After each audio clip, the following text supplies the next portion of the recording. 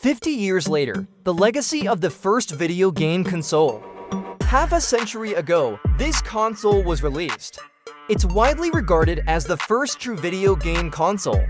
And although it looks like a children's toy today, back then it was a technological marvel. But how did this humble machine change the world? And is it really as influential as people say? Well, let's find out. When most people think about the history of gaming, they think about the legendary Pac-Man or the iconic Nintendo Entertainment System. However, both of these came long after the Magnavox Odyssey, which was released in 1972. Back then, the video game industry didn't even exist. There were no game consoles in any home, not even an arcade. You see, the story of the Odyssey began not in a tech lab, but in a junkyard. Ralph Parr was a self-taught engineer who worked at a TV repair shop. It wasn't long before he became the go-to guy for all things electronics. This led to a job at a local radio control company where he designed missile guidance systems.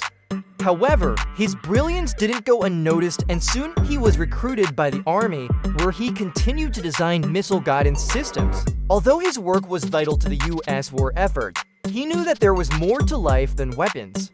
So when the war was over, he left the Army and started his own company. Initially, he wanted to develop a device that would bring amusement park rides into people's homes. However, this idea was quickly scrapped because the technology didn't exist yet. But while working on this project, he had a breakthrough. What if he could make a game console that connected to your TV? This idea turned out to be much more feasible, but he needed investors. So he approached several toy companies with his idea, but they all turned him down. Eventually, he met with a man named Sam Telly, who loved the idea and agreed to invest in the project. After a few years of development, the console was finally finished, and it was called the Magnavox Odyssey. The console was an instant hit and changed the world forever. Unfortunately, it would also be the last console that Ralph Parr would work on because he retired shortly after. But his legacy would live on through the next generation of consoles.